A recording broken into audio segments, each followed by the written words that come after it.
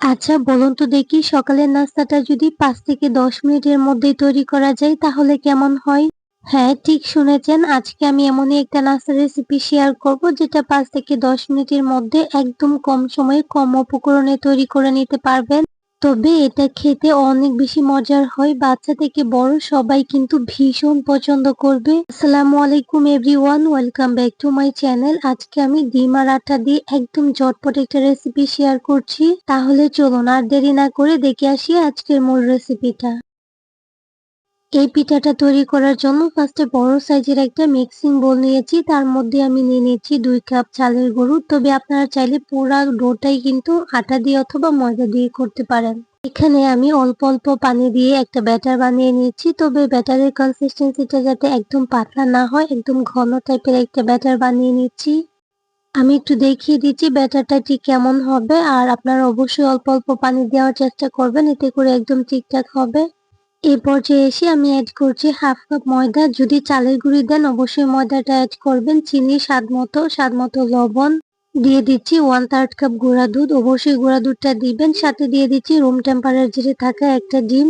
এই পর্যায়ে সবগুলো উপকরণ একসাথে খুব ভালোভাবে মিশিয়ে নিব। তবে এখানে কোনো রকম পানি এড করব না।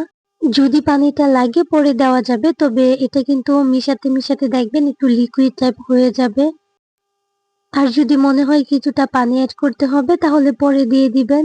এই যে ব্যাটারটা দেখতে পাচ্ছেন এটা কিন্তু বেশ কিছুটা সময় নিয়ে আমি এটাকে ফেটিয়ে নিয়েছি যাতে করে একদম সফট হয়ে যায়, কোনো দানাদার না থাকে। আমি একটা চামচ দিয়ে দেখিয়ে দিচ্ছি ব্যাটারের কনসিস্টেন্সিটা ঠিক কিরকম হবে। আশা করছি বুঝতে পারছেন। এখন এটাকে একটা সাইডে রেখে দিচ্ছি। আর এখানে রুম টেম্পারেচারে থাকা একটা ডিম নিয়েছি। ডিমটাকে ভালো করে ফেটিয়ে নিতে হবে অল্প একটু লবণ, মরিচের গুঁড়া আর হলুদের গুঁড়া দিয়ে। এই নাস্তাটার মধ্যে ডিমের ভিতরের যে লেয়ারটা দিব এটা হবে জাল জাল আর উপরটা হবে হালকা মিষ্টি। খেতে কিন্তু একদম অসাধারণ লাগবে। এখানে আমি একটা ডিম নিয়েছি, তবে ডিমের পরিমাণ আপনারা চাইলে বাড়িয়ে দিতে পারেন। ডিমটাকে ভেজে নিচ্ছি আর এটাকে একটু বড় সাইজ করে আমি ভেজে নিয়েছি রুটির মতো। তারপর এভাবে আমি রোল করে নিচ্ছি পাটিসাপটা পিঠার মতো করে আর কি।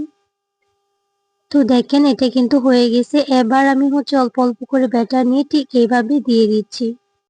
এই পিঠাটা বা নাস্তাটা বানানো একদমই সহজ। এতে কিন্তু বলে বোঝানোর মতো কোনো কিছু নাই। আপনারা দেখে বুঝে নেবেন। তো প্রত্যেকবার কিন্তু আমি এভাবে ব্যাটার দিয়ে দিচ্ছি। আর ব্যাটারের যে কালারটা ওটা যখন চেঞ্জ হয়ে যাবে তখন আবারও ব্যাটার দিয়ে দিব।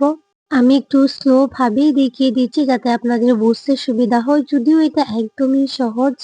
পিঠা বলেন বা নাস্তা বলেন, এটা আমি ফার্স্ট টাইম বানিয়েছি। তবে এটা খেতে কিন্তু অনেক বেশি মজার ছিল, বা সকালের নাস্তার জন্য এটা আমার মনে হয় সবচেয়ে বেটার হবে। একদম ঝটপট ব্যাটার গুলবেন আর ডিম দিয়ে খুব তাড়াতাড়ি বানিয়ে নিতে পারবেন। তো এইভাবে ফোল্ড করতে করতে আমি এটাকে অনেক বেশি মোটা বানিয়ে নিয়েছি। তবে আপনারা আরো মোটা করতে পারেন বা আরো পাতলা করেও কিন্তু এটা বানিয়ে নিতে পারেন।